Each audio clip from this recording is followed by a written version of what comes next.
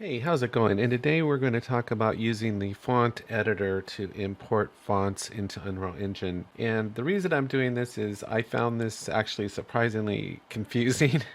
And so I thought if I'm confused, maybe there's other people out there that are a little confused. And so I thought I would take some time to go over it and explain it. Now, this is important because Unreal Engine only comes with a very limited number of fonts. And of course, if you want your game to look unique or stand out, you want to bring in custom fonts. So one of the first questions that comes up is, well, where do we get these custom fonts? And I have two suggestions for that.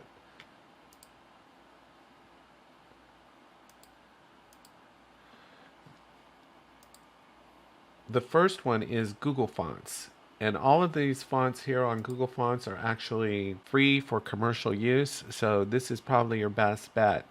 And not only that, as you'll see, as we get into fonts and why they can be so confusing, is that fonts sometimes will come as a family. Sometimes a font will come just by itself and it won't be a part of a family.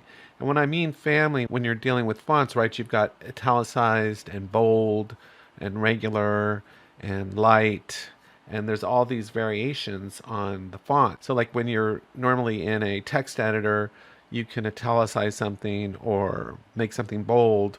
Well, the computer's actually relying on a font family to do that. So it's the same concept, is that when you come in to download a font, it may or may not be part of a family. So that can be confusing. You could have essentially fonts that are orphans and all by themselves, or you could have a font that's a part of the family. If we come here and look at one here like Lotto, you can see it has 10 different styles, which is quite a big family of variation, right? So all of these fonts we could import into Unreal Engine as a family and then have a choice to select what we want if we import it as a family. But if we come to a website like the font, it may be that it doesn't come as part of a family. Now, the fonts on here, some of them are 100% free, some are free for personal use. So if it's 100% free, then it's usually free for commercial use, but every font will come with a README file and just read it to see what the terms of the license are. But there's some really cool fonts on here available too. What I'm going to do for right now is I'm just going to download this Lotto fonts, right? So you just click download, and I've already downloaded it. Last thing I wanted to mention, if you wanted more information about all this, Epic Games actually has online documentation on using the font editor, but honestly, I found this a little confusing and I thought there were a couple steps missing. So anyway, that's what we're going to essentially follow this outline right here. Anyway, let's go back into the engine and go ahead and just to follow along, if you want to follow along, go ahead and download this Lotto font from Google Fonts. Okay, so now here we are. I'm just in the first person template. And to get started, I wanted to clarify a couple things. There's two places that you could import your font to. One is you could bring it into the project content folder, and then the font's going to be available just for this project, or you could actually bring it into the engine content folder and have it available for any future projects that you want to work on. So it's completely up to you where you want to import it to. For this tutorial, I'm just going to bring it into the project content folder. And the first step is really to make a folder for our font. So what I'm going to do is I'm going to right click and create a new folder, and I'm just going to call this fonts. Okay, and then I'm going to double click into here, and now I'm in the content level in the fonts folder. Now what I'm going to do is I'm going to right click and I'm going to go to user interface and I'm going to go to font.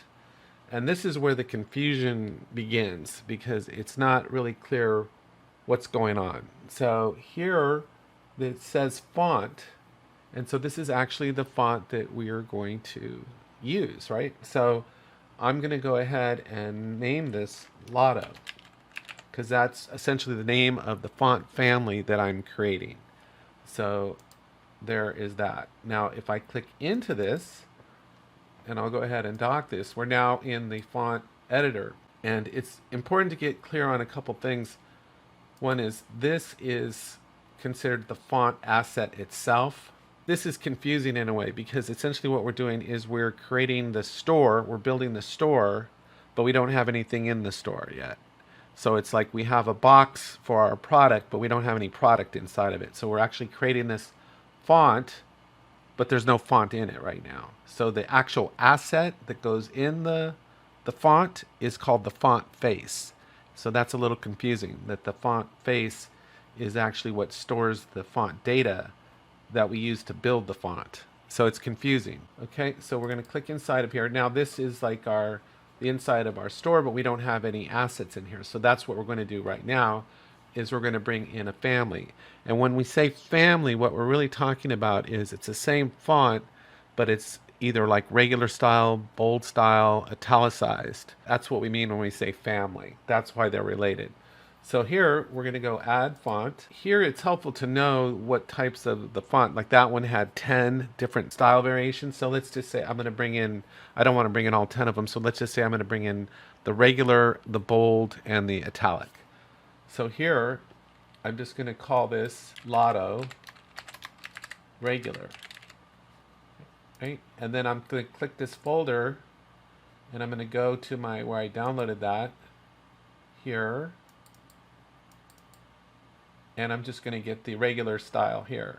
Now these fonts come in TTF or OTF, and honestly either one will work. The main difference between them is that from a calligrapher standpoint or the font maker's standpoint, OTF has more features. For our standpoint, OTF or TTF are fine. Either one is fine.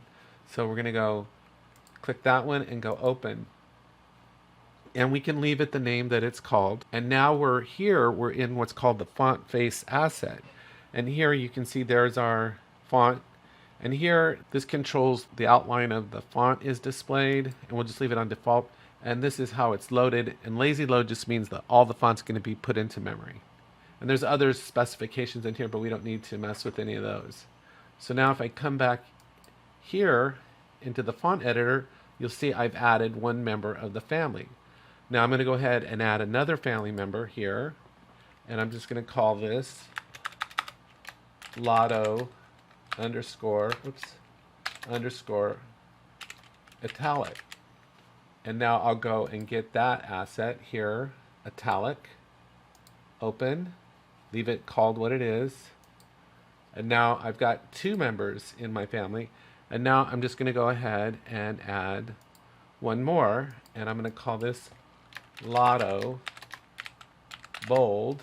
And we'll just go and get one of the bolds here right there. Now I could add all 10 of those if I wanted to, but I don't want to go that far into it. I'll leave it the default name. And here we come back in here and you'll see now we have a font family of regular, italic, and bold. And we're just going to go ahead and save this. Now there's some fallback fonts you can put in here and stuff like that. We're just going to stick with a basic default family for right now. Now if I come back into Unreal Editor, you'll see I've got my font and I've got my font family right here, right? So what I'm going to do so we can see this, I'm going to go back into the content level and I'm just going to create a widget blueprint here real quick. Double click this and we'll just grab a canvas panel, drag this onto the scene, and we'll just get some text. Oops, text here, and we'll drag this onto the scene like that. And now if we come over here under font, you'll see that's Roboto is the normal default that we have.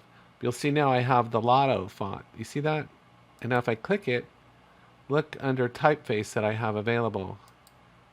I can do the bold, the italic. It's all part of the family now.